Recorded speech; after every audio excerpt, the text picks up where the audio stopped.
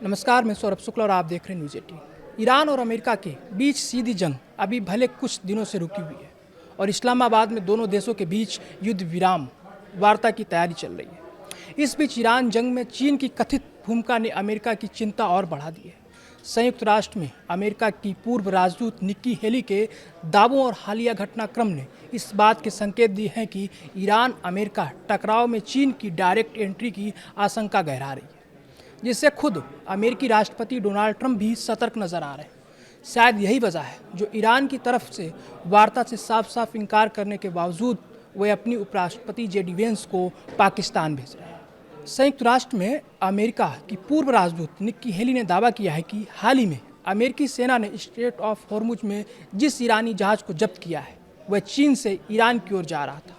Heli के मुताबिक इस जहाज में ऐसे रासायनिक पदार्थ मिलने के संकेत मिले हैं जिनका इस्तेमाल मिसाइल निर्माण में किया जा सकता है। हेली ने साफ तौर पर कहा कि चीन ईरान के शासन को मजबूत करने में मदद कर रहा है और इसे नज़रअंदाज नहीं किया जा सकता है। उनका ये बयान ऐसे समय में आया है जब अमेरिका और ईरान के बीच हॉर्मुज स्ट्रेट की नाकाबंदी को लेकर तनाव चरम पर है। निक्की हेली ने आगे चेतावनी देते हुए कहा कि ईरान के परमाणु कार्यक्रम को रोकने के लिए अमेरिका को विशेष बल की तैनाती करनी पड़ सकती है। उन्होंने कहा कि ये एक बेहद जोखिम भरा मिशन होगा जिसे पूरा करने में 1 सप्ताह से 10 दिन तक का समय लग सकता है, लेकिन ये जरूरी है ताकि ईरान की सैन्य क्षमता को कमज़ोर किया जा सके। दरअसल अमेरिकी बलों ने शनिवार रात टूस्का नाम के एक ईरानी झंडे वाले कंटेनर जहाज को जब्त किया था। समुद्री सुरक्षा सूत्रों के अनुसार इस जहाज में ड्यूल यूज यानी ऐसे उपकरण होने की आशंका है जिनका इस्तेमाल नागरिक और सैन्य दोनों उद्देश्यों के लिए किया जा सकता है। ऐसे उपकरणों की मौजूदगी से ईरान की सैन्य ताकत बढ़ने का खतरा जताया जा रहा है। उधर चीन ने इस जहाज को जबरन रोकने पर चिंता जताई है और संबंधित पक्षों से जिम्मेदारी से संघर्ष विराम समझौते का पालन करने का आग्रह किया है। चीनी विदेश मंत्री गुओ जियाकुन ने एक नियमित प्रेस ब्रीफिंग के दौरान कहा, हॉर्मुज जलडमरू मध्य में स्थित संवेदनशील और जटिल है। इसमें शामिल पक्षों को तनाव को और बढ़ने से रोकना चाहिए और जलडमरू मध्य से सामान आवाजाही फिर से शुरू करने के लिए जरूरी हालात बनाने चाहिए। वहीं दूसरी ओर अमेरिकी राष्ट्रपति डोनाल्ड ट्रंप ने चीन को लेकर अलग रुख दिखाया है। ट्रंप ने बीते बुधवार को ही दावा किया कि चीन ने ईरान को हथियार न देने पर सहमत जताई है।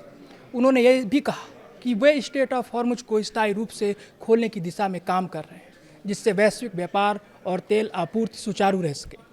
ट्रंप ने अपने सोशल मीडिया प्लेटफॉर्म पर लिखा कि चीन इस कदम से खुश है और ये पूरी दुनिया के हित में है। उन्होंने यह भी संकेत दिया कि उनकी जल्द ही चीन के राष्ट्रपति से मुलाकात हो सकती है जिसमें दोनों देशों के बीच सहयोग को और मजबूत किया जाएगा। हालांकि ज़मीनी हकीकत इससे अलग नजर आ रही है। अमेरिका ईरान के बीच पहले दौर की शांति वार्ता में गतिरोध के बाद ट्रंप प्रशासन ने स्ट्रेट ऑफ हॉर्मुज पर नौसैनिक नाकेबंदी लागू कर दी और ईरान को आने जाने वाले जहाज़ों को रोक रहा है।